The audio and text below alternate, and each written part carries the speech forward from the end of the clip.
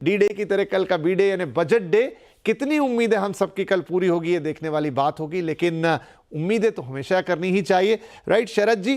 तो टैक्स एक ऐसी चीज है जिस पर सबसे ज्यादा लोगों के बजट विशेष हमें मिले, और चाहे आप हों, चाहे हम हों, चाहे और आम करदाता हों, टैक्स सबके मन की पहली पसंद होती है।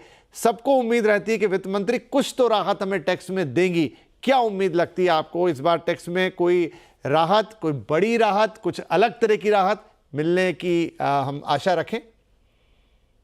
विपिन, सीएनबीसी आवाज के सभी दर्शकों को मेरा अभिनंदन, फिरोज को भी। बिल्कुल, उम्मीद तो हमेशा जलती रहती है, हर साल रहती है। और हम तो ये भी कह रहे थे कि जब हम उम्मीद रखते हैं तो कुछ नहीं आता। इस बार नाउम्मीदी ला के देखें, पर नाउम्मीदी लाने का मन नहीं करता है क्योंकि एक तो अर्थव्यवस्था की कुछ सिचुएशन ऐसी है कि हमें कंजम्पशन चाहिए। अगर इस अर्थव्यवस्था को रफ्तार देना है तो कंजम्पशन चाहिए, और सरकार के हाथ में वो कुंजी है। अगर टैक्स में कुछ रियायत मिलती है तो जो बचत होगी वो कंजम्पशन में जाएगी। या तो बचत करते हैं लोग या कंजम्पशन में जाएगी, मतलब या सेविंग इन्वेस्टमेंट करते हैं या बैंक। तो मुझे लगता है खर्चने का चांस ज्यादा लगता है यहाँ पर, क्योंकि लोगों ने अक्सर कंजूसी करी है अपने खाने पीने की चीजों में, कंज्यूमर गुड्स खरीदने में, मकान खरीदने में, गाड़ी खरीदने में। तो कंजम्पशन को बढ़ावा मिलेगा और बनती भी है, क्योंकि इस समय जो सिचुएशन आप देखें और जो आंकड़े निकल के आए विपिन, उसमें पीआईटी हम कहते हैं, एक नया कॉन्सेप्ट, सीआईटी और पीआईटी। सीआईटी यहाँ कमिश्नर ऑफ इनकम टैक्स नहीं है, कॉर्पोरेट इनकम टैक्स पेयर्स है। पीआईटी हम बोलते हैं पर्सनल इनकम टैक्स पेयर्स को।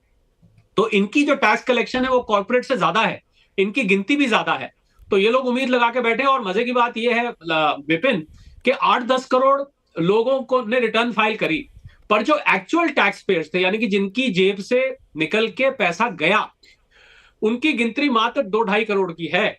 तो ये, मैं तो 145 करोड़ की आबादी में इनको वीआईपीज बोलता हूं। They are blue eyed. ये तो blue eyed boys and girls हैं जो कि देश में 22-24 लाख करोड़ की टैक्स कलेक्शन कराते हैं। बिल्कुल, न्यू रेजीम जब से आई है विपिन, उसको सिंप्लीफाई किया जा रहा है। मैं ये नहीं कहता कि उसमें रियायत नहीं दी गई, पर उसमें अभी रियायत की और गुंजाइश है।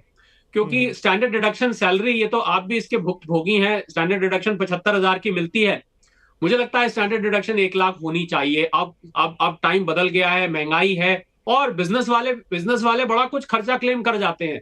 बेचारे सैलरी वाले सबसे ऑनेस्ट टैक्स पेयर्स हैं, सबसे ज्यादा टैक्स देते हैं, उनको खर्चा क्लेम करने का कोई गुंजाइश नहीं है। तो मुझे लगता है ये थोड़ी सी नाइंसाफी सी यहाँ दिखती है। तो 1 लाख इसको कर देना चाहिए। बेसिक स्लैब है 3 लाख का, वो भी अब 3 लाख के जमाने गए। 3, 6, 9, 12, 15, आपको पता होगा ये स्लैब रेट्स हैं। और 5, 10, 15, 20 और 30, 20 के बाद ये 30 की छलांग लगती है। ये भी भरने की जरूरत है, इस गड्ढे को 25% लाने की जरूरत है। और जो 87A का रिबेट मिलता है विपिन, 25,000 रुपए का, मुझे लगता है वो रिबेट भी अब रिवाइज करने की जरूरत है, क्योंकि 7-7.5 लाख रुपए तक आपके ऊपर टैक्स नहीं लगता है। इसको अगर 10 लाख कर दिया जाए तो मुझे लगता है बहुत प्रूडेंट रहेगा। और मजे की बात यह है विपिन के इन सब बातों से आप जो चेंजेस करेंगे उससे कितना फिस्कल लोड पड़ेगा। 10-20 हजार करोड़ का मुझे नहीं लगता इससे ज्यादा लोड पड़ने वाला है।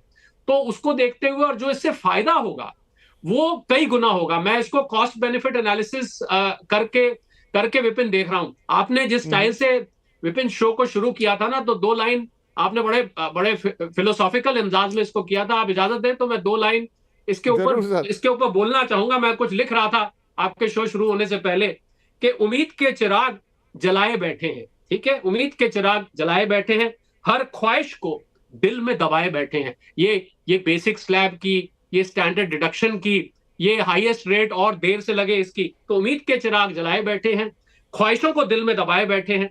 आर्थिक आंधियां चाहे कितनी भी चले, आर्थिक आंधियां चाहे कितनी भी चले, हम फिर भी उम्मीद के चिराग जलाए बैठे हैं। मुझे लग रहा है ये टैक्स पेयर्स के मैंने मन की व्यथा बताई है। बाकी उम्मीद करता हूं वित्त मंत्री महोदया के कान में शायद ये पहुंच जाए। ज़रूर ज़रूर। नहीं, ये वक्त की डिमांड भी है कि थोड़ी राहत दीजिए, थोड़े डायरेक्ट टैक्स कम कीजिए, और हम खर्चा करेंगे तो इनडायरेक्ट वे में आप तक वापस आपके पैसे पहुंच जाएंगे। कीजिए तो सही एक बार ये कोशिश। फिरोज साहब, कितना इत्तेफाक रखते हैं आप इस बात से? देखिए, यहाँ थोड़ा कंट्राडिक्टरी हो जाता है। आप अक्सर आके हमें बताते हैं कि भाई आप इस फंड में पैसे लगाए, यहाँ पैसे बचाए, इससे और पैसा बढ़ाए। अब ये थोड़ा मामला अलग है कि भाई खर्चा करें तो फिर पैसे बचेंगे नहीं, या फिर थोड़ा बीच का रास्ता निकालें। विपिन जी नमस्कार। शरद साहब आपको भी नमस्कार। इतने शायराना अंदाज में शायद ही मैं कह पाऊंगा। मैं अपनी उम्मीदें थोड़ी सरल मतलब नॉर्मल कॉमन मैन की लैंग्वेज में बोलना चाहूंगा। पॉइंट ये है कि ऑफ कोर्स इन्वेस्टिंग करना और खर्चा करना, तो फजूल खर्चों और खर्चों में बड़ा अंतर होता है। एक लाइफस्टाइल अपग्रेड करने के लिए इंसान जीता है, पैसा इंसान के जीने में काम आता है, जीने के लिए पैसा चाहिए। अब पैसा आप कमा रहे हैं, उसका अगर प्रयोग नहीं करेंगे तो फिर क्या मतलब है कि पोर्टफोलियो में क्रिएट करें, उसको बढ़ाते जाएं। सो मैं खर्चे, संतुलित खर्चे के पक्ष में हूं हमेशा से। अब रहा सवाल बजट का, बात करें तो बजट से मेरी ये उम्मीद है, कंसिस्टेंसी की उम्मीद है। देखिए हर 6-8 महीने में, अभी 8 महीने पहले एक बजट आया था, उसमें वित्त मंत्री जी ने हर एसेट क्लास की छू ली, एसेट क्लास की रिटर्न्स को। इक्विटी की रिटर्न चेंज हो गई, रियल एस्टेट की चेंज हो गई, अनलिस्टेड की चेंज हो गई, गोल्ड की चेंज हो गई, ईटीएफ की चेंज हो गई, सब एसेट क्लासेस की, बॉन्ड्स, अनलिस्टेड डिबेंचर्स की टैक्स चेंज हो गई। अब वापस 8 महीने में आप बदलाव करेंगे तो मुझे 8 महीने तो पढ़ने में लगते हैं, फिर वापस नए सेक्शन पढ़ूं मैं। पहले 300 सेक्शन है, वो 300 में से 100 तो सिर्फ जुगाड़ के लिए सेक्शन है। जो आदमी अपनी क्रिएटिविटी यूज करके गवर्नमेंट से पैसा कम देना चाहता है उसका प्रयोग करता है। सैलरी क्लास, जैसे शरद सर ने कहा, उनको बेचारों को खाली वो एटीसी मिलता है, उसमें बेचारे उम्मीद करते रहते हैं 1.5 लाख से 2 हो जाए, 2 से 2.5 हो जाए।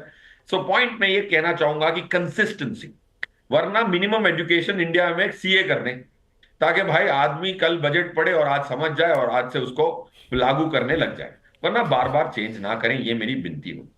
सेकंड, जी ये विनती होगी मेरी कि भाई आप जो भी करें, हर एसेट क्लास को निष्पक्ष होकर करें। इंडेक्सेशन निकाल दिया गया लास्ट बजट में, फिर रियल एस्टेट वालों ने हंगामा किया तो रियल एस्टेट के लिए इंडेक्सेशन वापस आ गई, डेट फंड के लिए नहीं आई। ये कहां का इंसाफ है? तो क्या crying baby only gets milk? तो फिर भाई सबको आंदोलन पे उतरना पड़ेगा। रियल एस्टेट के लिए इंडेक्सेशन वापस लाया गया तो डेट फंड ने क्या पाप किए थे? तीसरा, आपने ऐसे ऐसे अफोर्डेबल हाउसिंग की हम बात करते हैं तो दो सेक्शन ऐसे दिए हैं, सेक्शन 54, सेक्शन 54 है। कोई भी प्रॉपर्टी बेचो, आप वापस री इन्वेस्ट कर दो तो टैक्स की रियायत मिल जाती है। इक्विटी में तो ऐसा नहीं है, मैं एक स्टॉक बेचूं तो उसकी टैक्स भरनी पड़ती है, फिर दूसरे टैक्स में दूसरे स्टॉक में डालूं तो वापस उसकी टैक्स भरनी पड़ती है। रियल एस्टेट को यह फायदा क्यों? इसका सवाल का जवाब ही नहीं मिला मुझे। सेक्शन 54 और 54F की वजह से गरीब लोगों के पास घर नहीं है, अमीरों के पास 8-8 घर हैं 4 परिवारों के नाम पे। उसको अबॉलिश करें। माना कि मेरे खुद के क्लाइंट एचएनआई हैं, वो बड़े नाराज होंगे सुन के, बट जो सच की बात है वो है, अफोर्डेबल हाउसिंग कैसे होगी अगर इक्विटी बेच के रियल एस्टेट में इन्वेस्ट करो तो इक्विटी की टैक्स माफ। इसको कहते हैं सेक्शन 54F। ये कहां का इंसाफ है? उसको हटाएं। बी निष्पक्ष, be consistent is the only उम्मीद आई हैव फ्रॉम दिस। नहीं नहीं, बहुत अच्छी बात है आपने कही फिरोज साहब। और डेफिनेटली जिस क्लाइंटेल को आप हैंडल करते हैं, वो सुनेंगे तो शायद नाराज़ हो जाएंगे, लेकिन जो बात सही है और जो मासिस के लिए है उसको कहना भी ज़रूरी है। कोहली साहब, क्या एक तो ये है कि जो हम उम्मीदें लगाते हैं वो भी हैं, लेकिन जैसा फिरोज ने भी कहा कि एक संतुलन चाहिए, एक प्रोग्रेशन चाहिए और एक थोड़ा सा विजन भी चाहिए उसमें फ्यूचर के लिए। ऐसे ही बजट की उम्मीद रखें कल? देखिए, मैं मानता हूं, बाकी कुछ हद तक मैं फिरोज से सहमत हूं, पर यह भी तो सच है कि अर्थव्यवस्था की और हमारी निजी अर्थव्यवस्था की परिस्थिति समय समय पर बदलती रहती है। हालात के हिसाब से हमें निर्णय लेने पड़ते हैं। ये सच है कि जितनी बार आप चेंज करते हैं, every time you try and simplify, you make it more complicated. शायद फिरोज ये भी कहना चाह रहे थे कि जो इतना आप बदलाव करेंगे तो आपको पढ़ने में, उसको समझने में, और आपको पिछला बजट की अगर स्पीच याद होगी विपिन, मैं आपके जी साथ ही था, तो वित्त जी मंत्री महोदया ने एक बात बोली कि हम 6 महीने के अंदर एक नया इनकम टैक्स टाइप सिस्टम लाना चाहते हैं, जी जी बिल्कुल याद है। जो कि आसान हो, पढ़ने में आसान हो, ये सब सेक्शन हो, provision so and so, subject to so and so, reference to provision so and so. आम आदमी जब थोड़ी देर पढ़ता है ना, तो दो दो बातें हो जाती है विपिन, या तो वो एक तरफ रख देता है या उसको नींद आ जाती है। तो मुझे लगता है कि लोगों को एक सिंप्लीफाइड टैक्स सिस्टम की उम्मीद है, ये तो पक्का है, और ये तो मुझे उम्मीद है फिरोज भाई भी चाहेंगे। अगर सिंप्लीफाइड टैक्स में कुछ बदलाव होते भी हैं तो ऐसे बदलावों का मैं स्वागत करता हूं। और सबसे बड़ी बात विपिन, अगर ये बदलाव भले ही कॉम्प्लिकेटेड हो जाए, देखिए मैं बड़ी बात कह रहा हूं और आप इससे सहमत होंगे और फिरोज भी इनकार नहीं कर सकते, हो जाए कॉम्प्लिकेटेड बदलाव, हो जाए बार बार बदलाव, पर हर बदलाव मेरा टैक्स बचाए, हर बदलाव मेरे टैक्स को सिंप्लीफाई करे, तो मुझे लगता है ऐसे बदलाव के तो मैं दिन में साल में 10 बार भी हो तो मैं उनका स्वागत करूंगा, अगर मेरे 4 पैसे बचते हैं। इसमें इस बात से तो इनकार नहीं किया जा सकता। बस ये टैक्स पेयर्स यही चाहते हैं कि ये सिंपल हो जाए, सेल्फ कंप्लाइंट हो जाए, हम खुद इसको कंप्लाई कर पाए।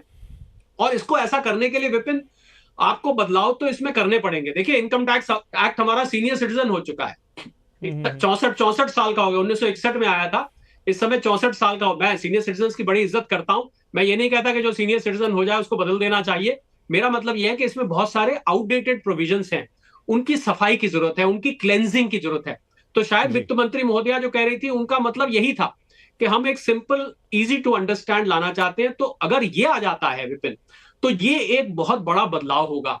तो ऐसी मैं उम्मीद करता हूं कि, क्योंकि पिछली बार उन्होंने कहा था, तो 6 महीने बीत चुके हैं, और 6 महीने बीत चुके हैं तो कुछ ना कुछ, और हम तो, मुझे तो ये भी लग रहा है कि अब कुछ ऐसा करेंगे कि इनकम टैक्स के बदलाव इनकम टैक्स बिल की बजाय नोटिफिकेशन के जरिए ला दिए जाए। ऐसा भी कुछ सुनने में मिल रहा है, मुझे याद है आपके चैनल पे भी एक ऐसी खबर चली थी। तो ये जो बदलाव आएंगे ये स्वागत करने योग्य हैं। 1 रुपया भी अगर विपिन मेरा बचता है तो मैं ऐसे बदलाव को स्वागत करूंगा। और जो फिरोज कह रहे थे कि 54F को हटा देना चाहिए, मैं उनको बताना चाहूंगा, ना केवल HNIs बल्कि मिडिल क्लास टैक्स पेयर्स इसका भरपूर फायदा उठाते हैं और लाखों करोड़ों रुपए इससे बचता है। अब स्टॉक्स पे नहीं बचता। सरकार को लगता है कि भाई मकान में रहना तो एक जरूरत है आपकी जिंदगी की, पर स्टॉक खरीदना जरूरत है कि नहीं, इस पे प्रश्न चिन्ह लग जाता है। बुरा मत मेरी बात का मानिएगा, मैं स्टॉक्स के खिलाफ नहीं हूं, मैं खुद भी इन्वेस्टर हूं, पर स्टॉक्स खरीदना के बिना आपका गुजारा नहीं, पर सिर पे छत तो चाहिए ना एक। तो इस लॉजिक से उसको स्टॉक्स पे 54F को नहीं दिया गया है, जबकि मकान बेचने पे आपको ये बेनिफिट मिलता है। तो हमें इन टोटलिटी देखना पड़ेगा। पर मैं बहुत स्वागत करूंगा विपिन, अगर ये नया इनकम टैक्स एक्ट कल सुनाई देता है, या नया इनकम टैक्स सिस्टम मुझे कल सुनाई देता है, या उसकी कुछ सुगबुगाहट भी अगर सुनाई देती है, तो भी मैं समझता हूं एक अच्छा कदम होगा। बाकी टैक्स पेयर्स रिलीफ की उम्मीद कर रहे हैं, ये तो आप 10 में से 11 टैक्स पेयर्स रिलीफ की उम्मीद कर रहे हैं। मैं आपको सच में हकीकत का डेटा दूं कि सब के सब टैक्स पेयर्स बिल्कुल 2-2 बार उम्मीद कर रहे हैं कि हमें रिलीफ मिलना चाहिए, क्योंकि लोगों की ना, मिडिल क्लास टैक्स पेयर्स की विपिन बचत बहुत कम रह गई है। मिडिल क्लास की डेफिनेशन भी चेंज हुई है। पहले मिडिल क्लास 5-6 लाख कमाने वाले को कह देते थे, आज ये, मैं ये नहीं कहता कि इससे नीचे वाले मिडिल क्लास नहीं है, पर अब ये 15 लाख 20 लाख तक अब मिडिल क्लास ही माना जाता है। पहले ये लोग अमीर माने जाते थे, आप तो इस बात से स्वीकार करेंगे। तो 1-1.25 लाख सैलरी अब कोई इतनी बड़ी सैलरी नहीं है, इतनी बड़ी कमाई नहीं है कि आप जो है देश के अमीरों में गिनती आ जाए। भले इनकी गिनती अभी भी कम है, पर फिर भी ये मिडिल क्लास है, तो इन लोगों को राहत की उम्मीद है। इनके हाथ में पैसा बच नहीं रहा है, तो मुझे लग रहा है टैक्स एक ऐसा माध्यम है जिसके जरिए आप पैसा लोगों की जेब में डाल सकते हैं, भले ही उनकी गिनती कम क्यों ना हो। विपिन जी बिल्कुल बिल्कुल, और इसीलिए जैसा मैंने कहा कि मेरी